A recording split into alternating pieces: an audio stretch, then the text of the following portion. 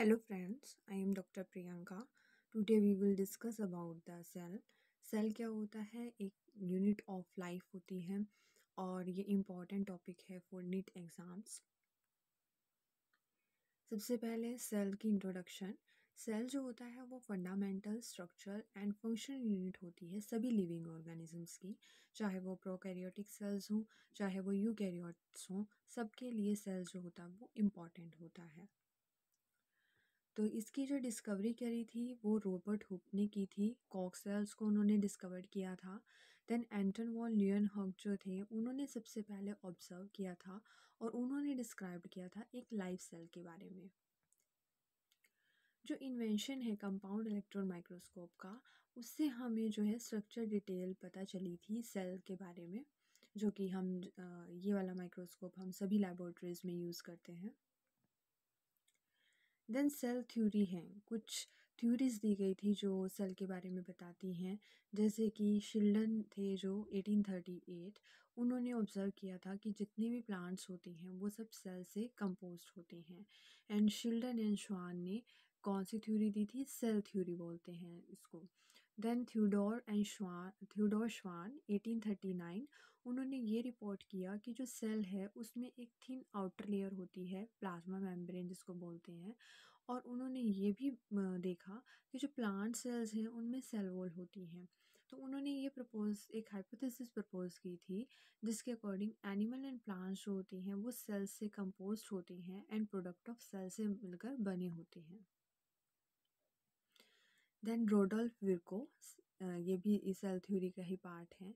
इन्होंने एक्सप्लेन किया था कि जो सेल्स होते हैं वो डिवाइडेड करते हैं, तो प्री एग्जिस्टिंग सेल से न्यू सेल्स बनते हैं जिसको ओमिनस सेलुला ई सेलुला बोला जाता है। और उन्होंने सेल थ्योरी को मॉडिफाइड किया था। तो सेल थ्योरी की जो स्टेटमेंट्स हैं वो ये है कि जितने भी लोग लिविंग ऑर्गेनिजम्स हैं including human, they are composed of cells and product of sales.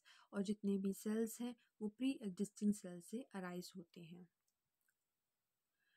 अगर हम ओवरव्यू की बात करें सेल की कि सेल में क्या क्या होता है, तो सेल के अंदर साइटोप्लाज्म होता है जैसा फिगर में दिखाया हुआ है।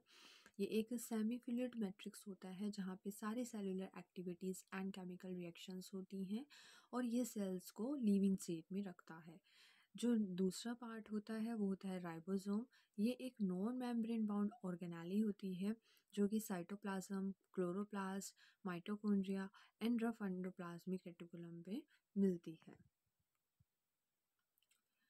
सबसे स्मॉलेस्ट जो सेल होता है वो माइकोप्लाज्मा का होता है, 0.3 माइक्रोमोलर उसकी लेंथ होती है। और जो सबसे लार्जेस्ट सिंगल सेल होता है वो एग ऑफ ऑस्ट्रिच का होता है। लॉन्गेस्ट सेल नर्व सेल होता है। Size of bacteria 3 to 5 micromolar होता है, माइक्रोमीटर होता है। एंड ह्यूमन आरबीसी का जो डायमीटर है वो 7 माइक्रोमीटर डायमीटर होता है। Based on the function, shape of cell कुछ भी हो सकती है, पॉलीगनल शेप भी हो सकती है, कॉलमनर शेप भी हो सकती है, क्यूबॉइड भी हो सकता है, थ्रेड लाइक भी हो सकता है। और जो सेल्स होते हैं हमारे वो दो टाइप्स के होते हैं, एक प्रोकैरियोटिक सेल्स होते हैं और एक यूकैरियोटिक सेल्स होते हैं। यूकैरियोटिक में प्लांट्स आ जाते हैं, एनिमल्स आते हैं, ह्यूमंस आते हैं। अब हम बात करते हैं प्रोकैरियोटिक सेल्स की। तो जो प्रोकैरियोटिक सेल्स होते हैं इनके अंदर जो न्यूक्लियस होता है उस पर कोई भी मेम्ब्रेन नहीं होती है।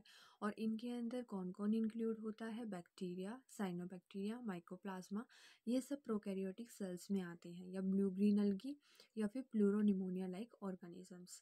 और इनके अंदर सारी ऑर्गेनेले मतलब बाकी ऑर्गेनेलेज होंगी लेकिन जो न्यूक्लियस होगा उसमें कोई मेम्ब्रेन नहीं होगा। ये जनरली स्मॉलर होते हैं और रैपिडली डिवाइड करते हैं देन द यूकैरियोटिक सेल, यानी यूकैरियोटिक सेल से जल्दी ये मल्टीप्लाई करते हैं। इनका जो शेप और साइज होता है वो वेरी करता है।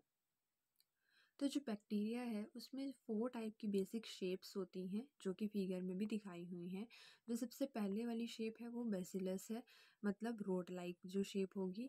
कोकाई का मतलब या कोकस का मतलब होता है स्फेरिकल शेप, जो कि सेकंड फिगर में दिखाया हुआ है। ये भी अलग अलग हो सकते हैं, डिप्लोकोकस, स्टेप्टोकोकस। डिप्लो का मतलब होता है टेट्राकोकस। डिप्लो का मतलब होता है अगर दो हमारे पास स्फेरिकल जो है शेप जुड़ी हुई हैं। और टेट्रा का मतलब 4, और स्टेप्टो का मतलब चेन है पूरी। एंड स्टेफाइलो का मतलब होता है जैसे ग्रेप्स का गुच्छा होता है उस तरह से इरेगुलर हमारे पास शेप हो, इरेगुलरली अरेंज होंगे, बट होगी स्फेरिकल शेप ही। देन विब्रियो आता है जो कि थर्ड फिगर में दिखाया हुआ है, मतलब कोमा शेप। एंड स्पाइरलम का मतलब होता है स्पाइरल शेप होगी इस बैक्टीरिया की। अब आता है कि जो प्रोकैरियोटिक सेल्स हैं उनके अंदर क्या क्या चीज़ें होती हैं। सबसे पहले तो सेल्स का एनवेलप होगा, उसके अंदर मिजोजोम्स होंगे एंड क्रोमैटोफोर होंगे। न्यूक्लियोइड इसलिए बोलते हैं क्योंकि उस पर मेम्ब्रेन तो होती नहीं है।